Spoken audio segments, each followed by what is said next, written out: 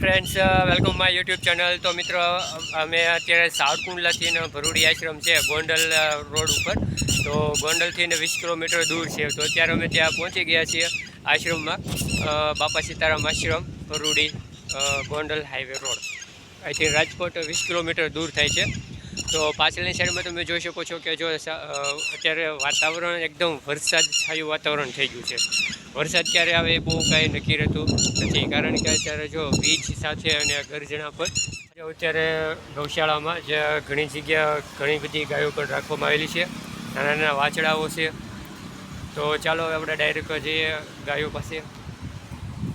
આ પાછળની સાઈડમાં તમે જોઈ શકો છો, જો અહીંયા ખુલ્લું મેદાન છે, તો અહીંયા ઘણી બધી ગાયોને પણ રાખવામાં આવેલું છે.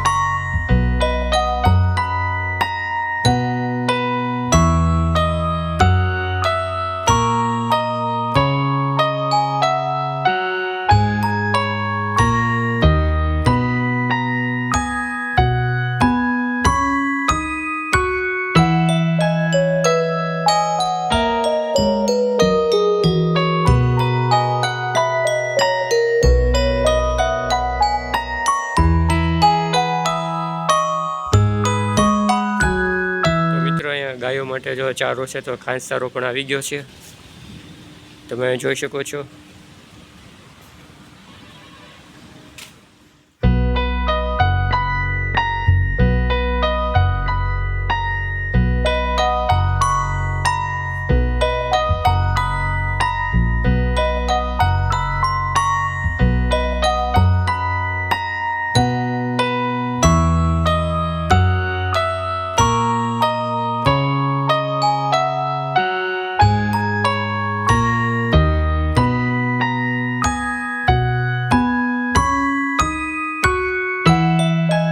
અહીંયા વૃક્ષ ઘણા બધા વાવેલા છે. એક સાથે 100 થી 200 વૃક્ષ વાવેલા છે. એ બધા જ વનસ્પતિઓ છે જે દવાઓમાં કામ લાગે છે. તમે અહીંયા જોઈ શકો છો. મિત્રો, તમે અહીંયા વાતાવરણ જોઈ શકો છો કે જો એકદમ વરસાદ છાયું વાતાવરણ થઈ ગયું છે. વરસાદ ક્યારે પણ આવી શકે કંઈ કહેવી શકે ત્યાં છે નહીં. ભારે પવન સાથે અત્યારે પવન પણ વધારે ફૂંકાઈ રહ્યો છે.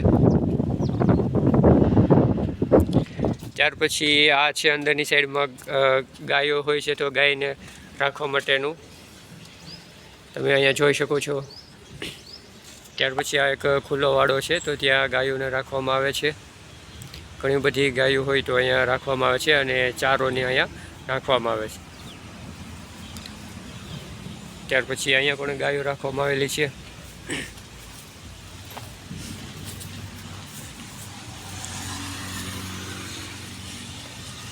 સાઈડમાં તમે જોઈ શકો છો કે જો અત્યારે વાતાવરણ એકદમ વરસાદ છાયું વાતાવરણ થઈ ગયું છે. વરસાદ ક્યારે આવે એ બહુ કાંઈ નક્કી રહેતું નથી, કારણ કે અત્યારે જો વીજ સાથે અને ગરજણા પર થઈ રહેલી છે. તો એમાં જોવાનું એ રહેશે કે અત્યારે આંબા અને બગીચામાં ચીકુડીને એવું બધું છે. જો વરસાદ આવશે, પવન સાથે વરસાદ આવશે તો ઘણું બધું નુકસાન પણ થઈ શકશે. તો અત્યારે આ બાજુમાં ઝાડવા છે, વૃક્ષો એ પણ આપણે વાવેલા છે. તમે પાછળની સાઈડમાં જોઈ શકો છો, જો બગીચો છે વૃક્ષોનો.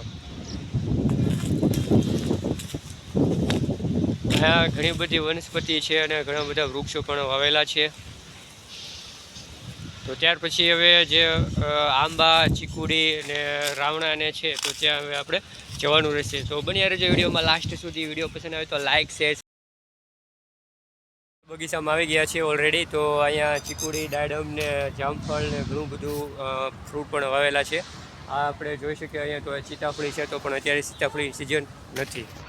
ચીકુડી પાસે અત્યારે આપણે આવી ગયા છે. જો ચીકુડીમાં ચીકુ પણ અત્યારે બહુ મોટી મોટી સાઇઝમાં આવેલા છે, અને વરસાદ અને પવનની સાથે જો વરસાદના પવન સાથે આવશે તો ચીકુડીમાંથી ચીકુ છે તો એ ખરવાની શક્યતા રહેશે. તમે જોઈ શકો છો, જો ચીકુડી પણ ખૂબ સરસ રીતે ભરેલી છે. મિત્રો, વરસાદ કમોસમીમાં જો વરસાદ આવશે તો ઘણા બધા ખેડૂતોને પણ નુકસાની થશે. કેરી, ખાસ કરીને કેરીની સિઝન અત્યારે શરૂ થવા જઈ રહી છે, તો કેરીવાળા લોકોને પણ ખૂબ નુકસાની થઈ શકે એવી શક્યતા છે.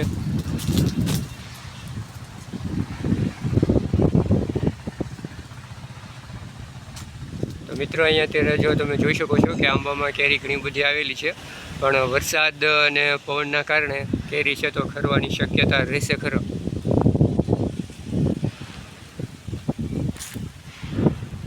આ છે આપણો બગીચો, જ્યાં કેરી, ચીકુ, લીંબુડી, રાવણા ઘણું બધું અહીંયા પણ આપણે વાવેલું છે. તો ચાલો હવે આપણે જઈએ. તો અહીંયા રહી છે આપણી ચીકુડી. તો ચીકુડીમાં પણ ચીકુ ઘણા બધા આવી ગયેલા છે. તમે જોઈ શકો છો અહીંયા ચીકુમાં ફળ પણ મોટા મોટા છે.